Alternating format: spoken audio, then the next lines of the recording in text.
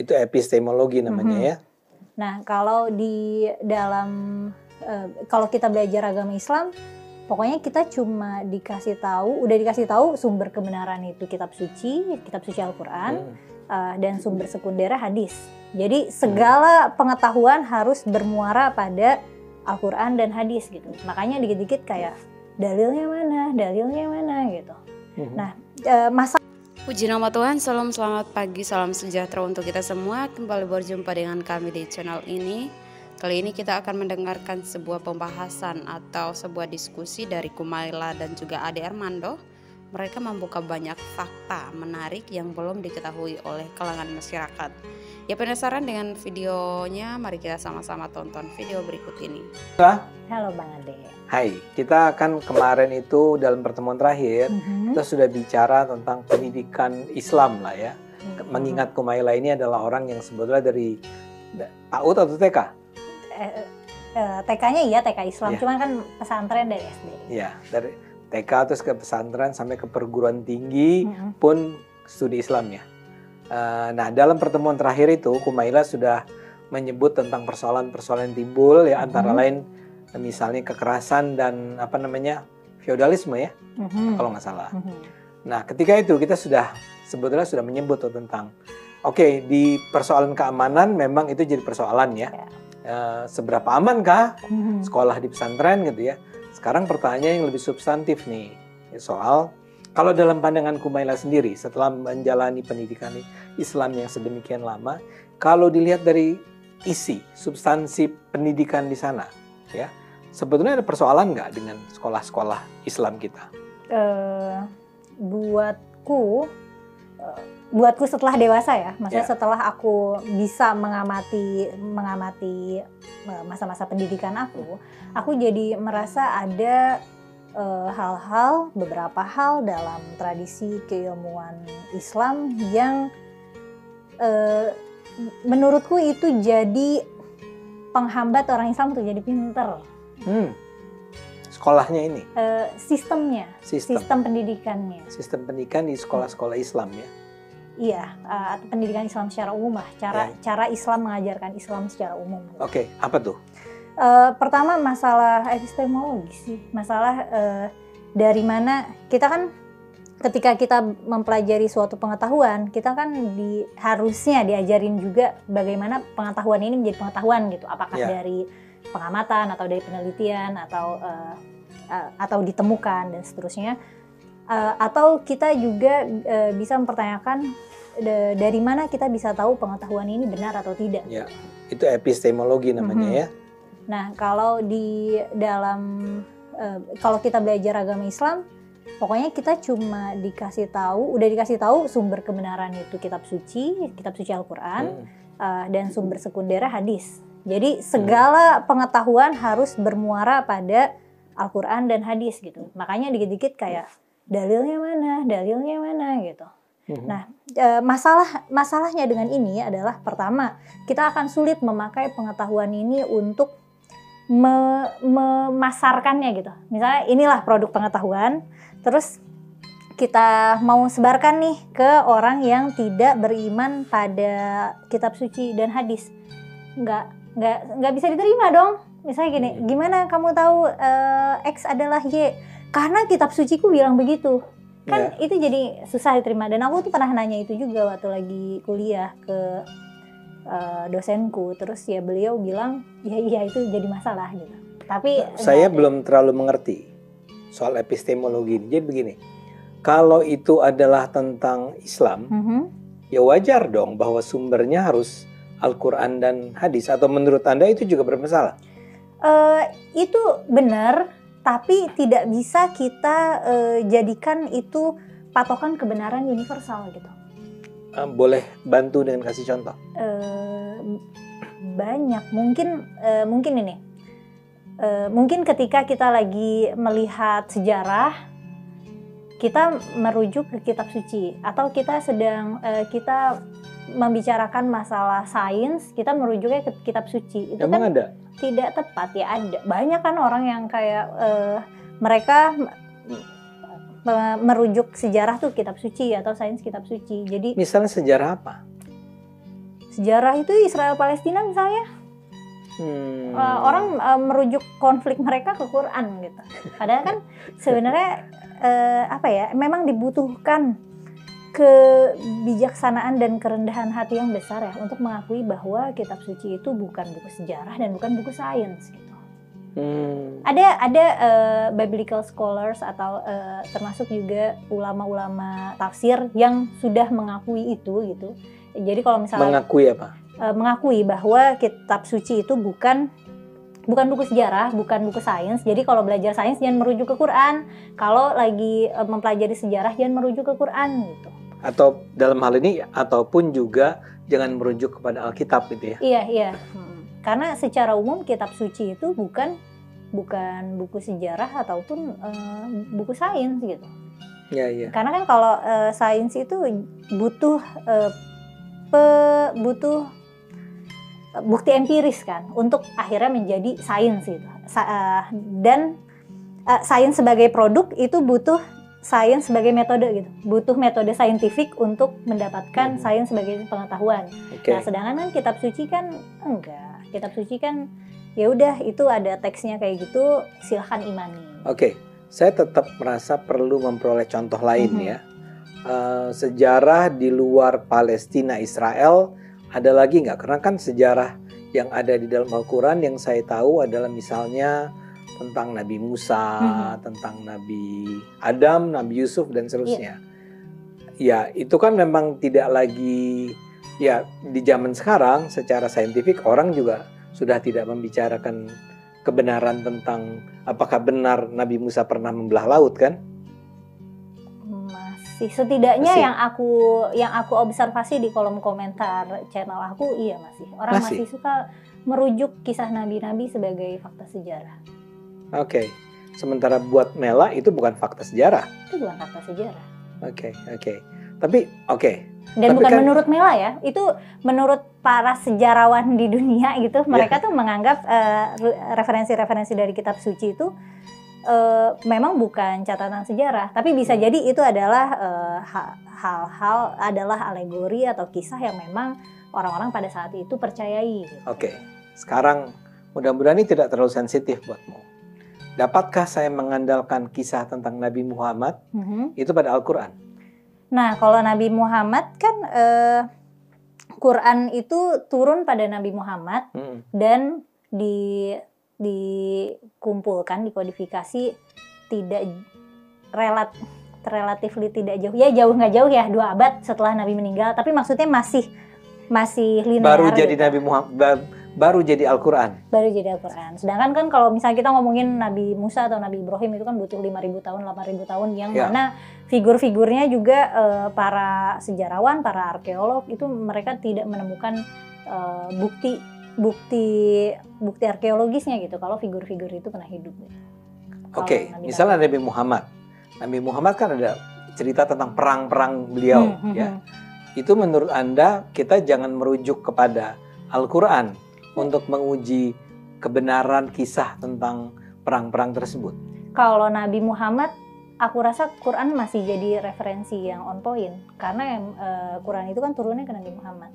Dan didengarkan oleh orang-orang masyarakat zaman Nabi Muhammad yang mulai menjadi problematik dalam dunia ilmu pengetahuan itu bagian-bagian kisah-kisah Nabi yang zaman dulunya itu loh. Nabi misalnya kisah Nabi Adam sama iblis lah, atau Nabi Musa belah laut gitu, Firaun, atau misalnya tentang peniupan ruh, tentang penciptaan semesta, hal-hal yang kayak gitu. Nah, Anda mulai menyebut barangkali sains ya. Sains itu sebenarnya di dunia Islam lazim Al-Quran dijadikan rujukan. Secara kebiasaan iya, tapi justru secara tradisi tafsir tuh enggak.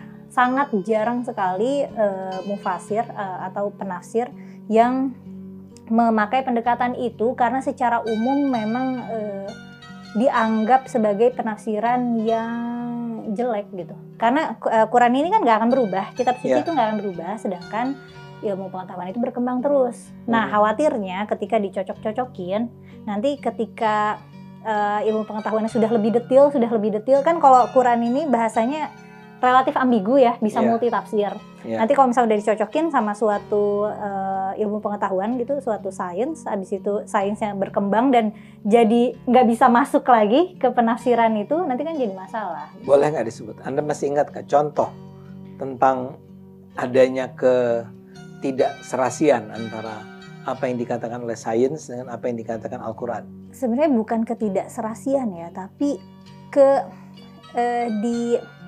dicocok-cocokin aja. Kayak misalnya tentang tentang pembentukan janin di perut.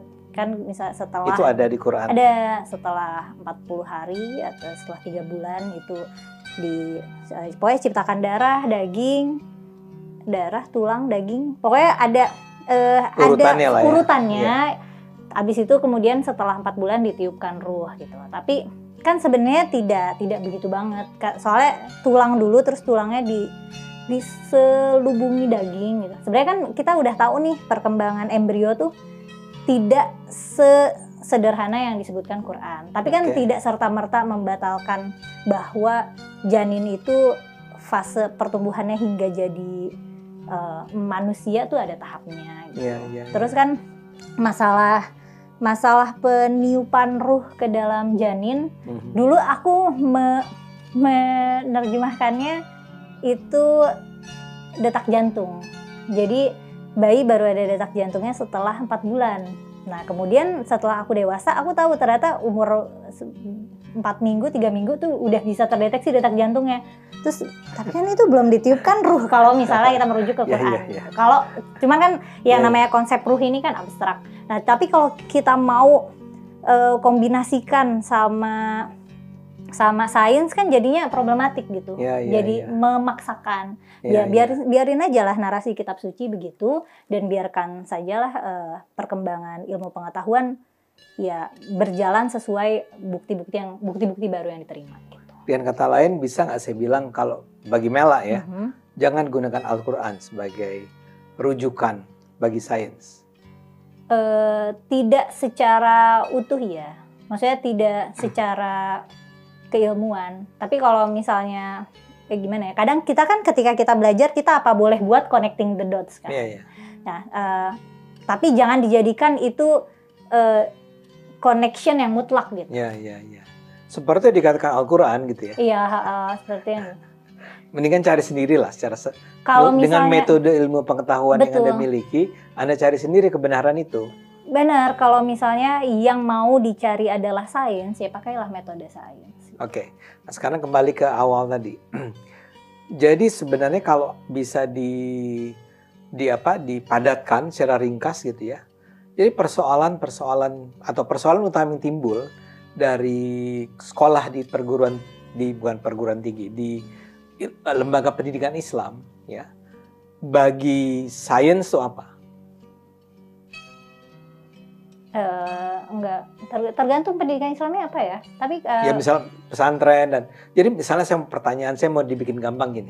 Menurut Anda orang lulusan pesantren tuh terbangun nggak semangat untuk mencari ilmu pengetahuan dengan metode ilmu pengetahuan modern? Itu jadinya jadi disiplin yang terpisah sih. Makanya kadang-kadang ilmu-ilmu di pesantren tuh jadi terkesan eksklusif. Yang ngerti ya orang-orang yang pesantren doang. Makanya Bang Ade suka nggak kalau misalnya lagi nyimak kiai ceramah atau ustadz-ustadz ceramah, mereka pakai istilah-istilah yang paling yang ngerti itu cuma yang pernah nyantri doang gitu. Jadi terasa eksklusif gitu. Dan itu nggak serta-merta membuat ilmu pengetahuan menjadi kaya, karena lagi-lagi di dalam tradisi belajar Islam juga ada ada asas otoritas yang menurutku berlebihan ya. Jadi kalau misalnya udah ada ulama siapa gitu menulis tentang masalah itu, seolah-olah kita tuh jadi nggak berani lagi punya pendapat baru atau punya karya baru. Kita beraninya ngutip. Padahal justru dalam ilmu pengetahuan kita tuh justru didorong untuk men-challenge, mempertanyakan yang Anda katakan sebagai sikap skeptis terhadap kebenaran itu. Itu yang nggak diajarkan di dalam lembaga-lembaga ilmu pengetahuan Islam ini atau lembaga pendidikan Islam? Secara umum tradisinya begitu, malah ada yang lebih keras lagi, suka gini, itu belajar ini dari mana gitu, siapa gurunya, ada sanatnya enggak gitu. Jadi sanat itu apa ya, chain of transmitter gitu, rantai periwayat. Jadi kalau misalnya anggaplah aku belajar tentang hukum Islam, tapi aku belajarnya bukan dari orang yang ngasih sanad gitu. Misalnya dari Ustadz A itu nggak bisa ngasih sanad, aku harusnya belajar ke Ustadz B. Jadi kayak ilmu pengetahuan itu kan harusnya masalah penyebaran ilmu pengetahuan, bukan masalahnya melanggengkan otoritas gitu. Nah, ada tradisi dalam keilmuan Islam tuh, kita baru dilihat berilmu kalau kita jelas gurunya siapa gitu. Nah, itu nggak ada tuh kan di disiplin ilmu lain gitu. Kalau seorang pakar ilmu komunikasi, kalau dia memang punya knowledge-nya, siapapun gurunya nggak masalah gitu. Betul. Tapi di dalam tradisi Islam masih ada kayak gitu. Ya, sebetulnya dalam misalnya tadi Anda menyebut tentang ilmu komunikasi, ya ada juga sih faktor Anda sekolah di mana. Jadi misalnya Anda sekolah di sekolah yang critical school atau sekolah-sekolah yang lebih ke administrative school. Artinya yang satu lebih ke mempertanyakan, yang satu lebih melanggengkan. Ya, tapi bukan berarti tidak mempertanyakan ya. Tapi kemudian ya itu tidak dianggap sebagai kebenaran yang absolut. Kalau Anda belajarnya dari pemikir yang kritis, orang akan bilang, lo belajarnya dari gitu ya, dari Ade Armando ya, karena kerasa tuh pikiranmu. Tapi tidak berarti bahwa yang benar hanya Ade Armandonya, ya enggak? Itu yang tidak terjadi di dunia. Tapi kan itu sudah terlembaga ya, maksudnya itu udah menjadi school of thoughts tersendiri.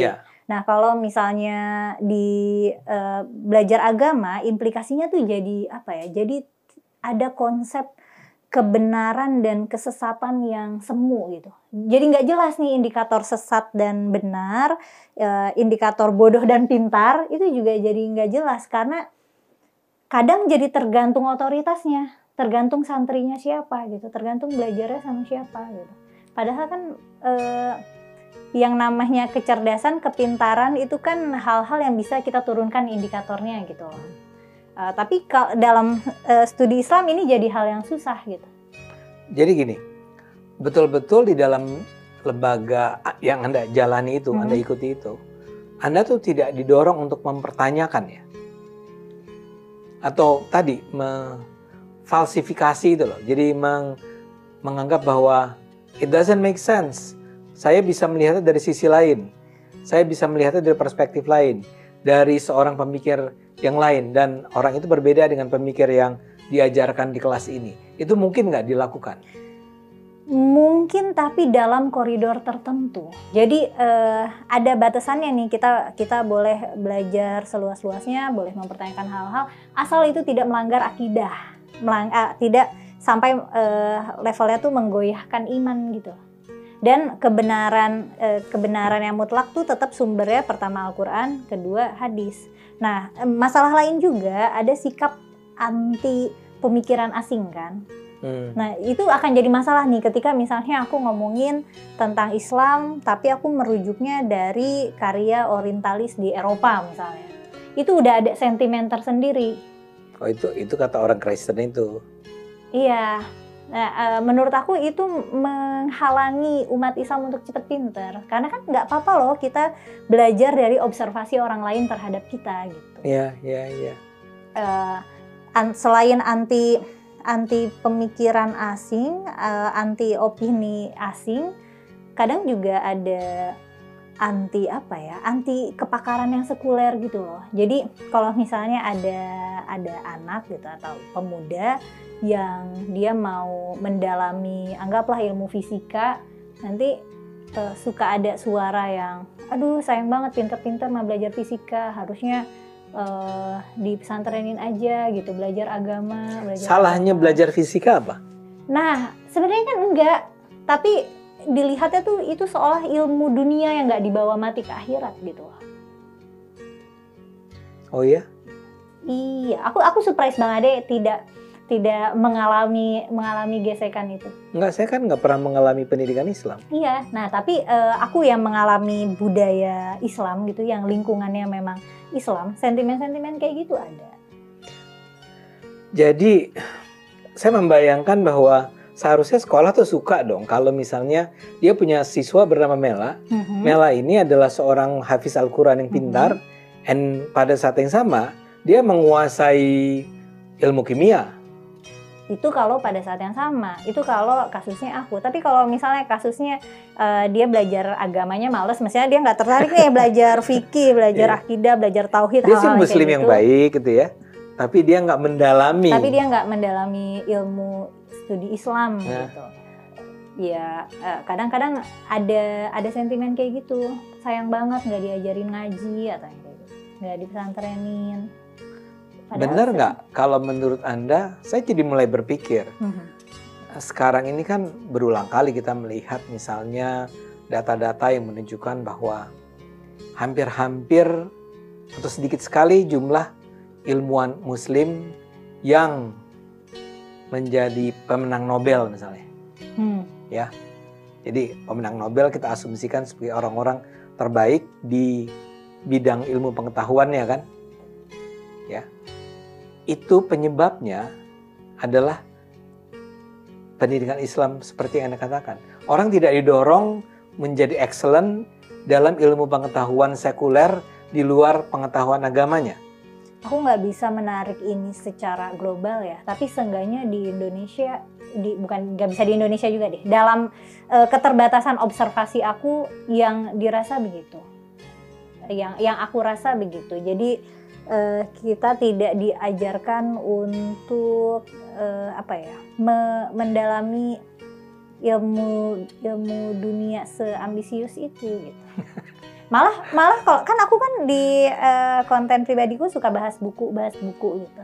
Orang-orang suka pada komentar nih, anak kebanyakan buku, makanya jangan baca buku ciptaan manusia, baca buku tulisan manusia. Maksudnya kita tuh harus banyak baca kitab suci yang merupakan kalam ilahi. Sentimen anti baca buku juga masih ramai di aku kan, Bang Ade. Di pengalamanku sebagai konten kreator ya, dan aku kan juga running komunitas, aku kan running klub buku, book club. Nah itu masih ada sentimen anti buku, ngapain baca buku, nggak dibawa mati, yang kayak gitu tuh ada. Jadi kalaupun dulu kan saya belajar Islamnya, tentu saya cara belajar agama Islam saya itu relatif sekuler kan. Saya justru ingat sekali antara lain ajaran bahwa ingat loh kalimat pertama dalam yang diturunkan Allah itu adalah Iqra kan. Iqra itu artinya bacalah. Itu nggak berdampak bahwa kita harus baca buku. Mungkin pernah berdampak. Kita kan tahu nih Islam pernah, peradaban Islam pernah sampai pada puncak peradabannya. Betul. Dan yang terjadi saat itu kan mereka sangat terbuka pada ilmu pengetahuan, mereka sangat terbuka pada informasi. Ya selain karena penguasanya juga sangat mengencourage aktivitas-aktivitas ilmiah gitu. Penerjemah dan penulis digaji tinggi, ada hal-hal kayak gitu. Tapi saat itu spiritnya tuh sangat intelektual budaya. Iya. Nah sekarang entah penyebab, kalau kita mau berteori penyebabnya entah mulai dari mana gitu. Kan ada yang bilang ya kan itu karena Imam Ghazali lah, karena revolusi Islam mana gitu. Imam Ghazali yang bilang berhentilah. Filsafat itu sesat, yang kayak gitu. Itu membuat kita menjadi masyarakat yang stagnan gitu, yang nggak mikir lagi. Mungkin sana aku nggak tahu mulainya dari mana kita lama-lama jadi ada sentimen anti intelektualitas, tapi itu berasa. Aku nggak tahu di Bang Ade berasa nggak sih? Kalau saya ulang ya, saya adalah orang yang tidak pernah berada di lingkungan semacam itu.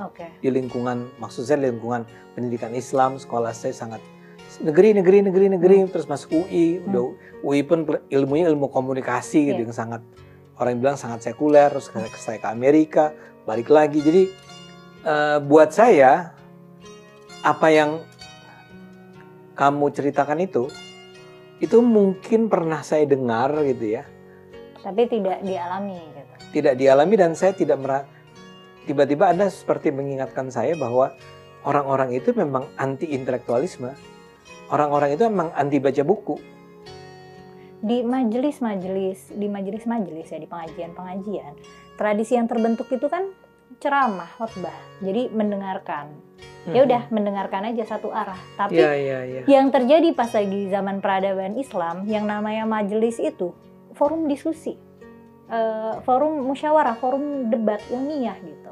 Jadi ada scholarnya di depan, ada ngomong, bisa didebat, bisa ditanya, bisa didebat, bisa dipertanyakan, dan itu tuh hidup. Kalau misalnya di majelis-majelis sekarang kan ada ustadznya gitu, ada kiainya, terus ya pada dengerin. Nanti pendengar ini tidak memposisikan diri sebagai oposisi gitu. Mereka malah nanya, iya nanti kalau suami saya pulang malam itu gimana? Hukumnya apa? Atau boleh nggak pakai make up? Pokoknya dan kebenaran ditentukan oleh ditentukan oleh otoritasnya gitu. Jadi yang mereka harapkan dari pemateri adalah memberikan wejangan hidup. Merekanya bukan subjek, merekanya adalah objek gitu, bukan subjek yang berpikir mandiri. Tapi itu kita lihat juga misalnya di tradisi, di kebiasaan-kebiasaan ceramah Islam yang kita lihat di televisi, ya kan, di berbagai acara, memang seperti itu yang terjadi. Dan Anda harus sadar bahwa saya itu memang hampir tidak lagi mengikuti pengajian manapun karena saya nggak engage, tidak terstimulasi kan? Tidak terstimulasi dan melihat orang lain memang cuma bertanya seperti yang tadi kamu ceritakan. Hukumnya apa ya Pak kalau kita menggunakan kuteks gitu kan? Iya. Tapi tidak mempertanyakan kayak kalau kuteks itu boleh atau nggak boleh, kenapa gitu. Jadi cuma sebatas untuk tahu, bukan paham. Betul. Bahkan tidak merangsang kita untuk berpikir. Saya kebetulan punya satu pengajian yang cuma sebulan sekali, tapi saya punya ustadz yang sangat engage. Dan itu tidak banyak saya rasa.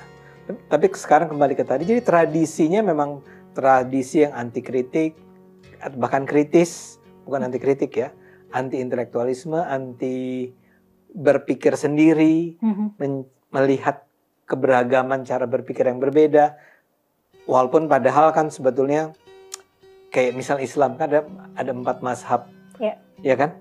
Itu bahkan dalam pengajian-pengajian yang pernah saya ikuti, hampir-hampir tidak pernah bahwa ada perbedaan cara pandang antara, ya kan, Maliki, Hanafi gitu ya. Memang nggak pernah diajarkan di situ. Di pengajian Bang Ade? Di sekolah kamu? Kalau di sekolah aku iya jelas. Diajarin? Karena kan itu memang spesialisasinya memang studi Islam yang kayak gitu. Kalau yang kayak gitu tuh yang mana? Yang maksudnya membahas hukum Islam secara detail, iya. Oh jadi ada tuh menurut Maliki, Hanafi, Syafi'i, dan dibahas juga. Benar, dan dibahas juga kenapa menurut Imam Maliki itu begini, dasarnya apa, kenapa beda nih sama Imam Syafi'i. Imam Syafi'i bilang ini nggak apa-apa. Itu juga dibahas, train of thoughts-nya kita pelajari juga. Saya mau tanya kalau gitu, kenapa kalau emang itu diajarkan, saya nggak pernah melihat atau jarang sekali melihat ada ulama yang ngomong di pengajian, di televisi, dimanapun, yang menyampaikan kepada publik, ada 4 cara pandang loh mengenai kewajiban sholat misalnya. Ada yang bilang 5, ada yang bilang 3 gitu loh.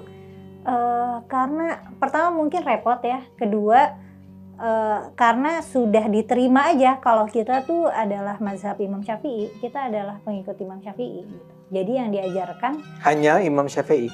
Iya. Dan pendapat school of thoughts lain, pendapat-pendapat ulama lain, yaitu diajarkan dalam diskursus intelektual aja, diskursus studi Islam secara yang memang specialized di situ. Gitu. Oke. Jadi seperti Anda katakan ya, sebenarnya Islam pernah punya peradaban yang jaya, dan pada saat berjaya itu sebenarnya keberagaman tuh sangat diakui, sangat didorong. Tapi sekarang kondisinya sudah berubah. Iya, dan diskursus lintas interdisipliner itu biasa. Jadi ketika agama itu adalah lifestyle, dan itu nggak apa-apa kalau misalnya kita interdisiplin sama ilmu-ilmu lain. Nah kalau sekarang tuh seolah-olah ada dikotomi antara ilmu dunia dan ilmu akhirat gitu. sayangnya di sekolah-sekolah Islam itu justru memang seperti nomor 2 kan, nomor 3 kan ilmu dunia itu. Secara umum. Sekarang aku lihat ada nih institusi Islam yang memang udah bagus gitu. Yang aku yakin lulusannya tuh bisa berkontribusi secara lebih universal gitu, bukan untuk kelompoknya aja gitu. Karena yang aku lihat pesantren terutama yang tradisional itu masih belajarnya kayak buat lingkungan mereka sendiri aja, dan kadang-kadang kurasi literaturnya juga aku pertanyakan kualitasnya. Cuman mereka ngaji kitab itu mulu karena udah jadi tradisi. Ya. Kenapa nggak pakai kitab yang lain ya? Nah, karena kayaknya kalau yang tradisionalis itu memang mereka punya kepentingan untuk melanggengkan tradisi sih. Ya. Mel, kita udahan dulu ya. Oke. Jadi penonton, ini kita udah bicara membedah pendidikan Islam nih. Minggu lalu kita bicara, 2 minggu yang lalu kita bicara tentang masih adanya ancaman-ancaman keamanan, feodalisme di sana.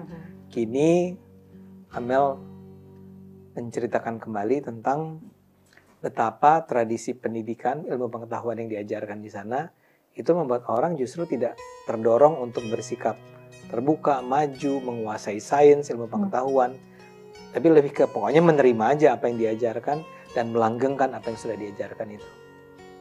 Kira-kira gitu kan? Jadi nggak maju-maju, belajar itu terus. Udah berapa generasi belajar itu terus. Ya, lihat kan, dia bukannya anti-Islam dia ini. Adek.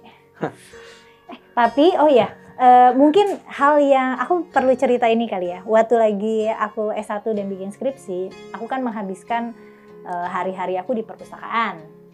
Dan aku banyak terdistraksi tuh, bukan yang ngerjain skripsi aku malah baca penelitian studi Islam di luar gitu, yang di Eropa lah, yang di Amerika, yang di ada di perpustakaan.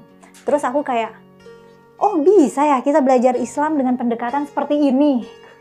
Maksudnya iya. Kita pakai aja pendekatan sosiologis kita pakai pendekatan antropologis gitu. Nggak harus selalu bermuara pada Quran dan hadis sebagai ininya nih, sebagai patokan kebenarannya gitu. Itu buatku pengalaman yang sangat yang sangat membuka mata gitu.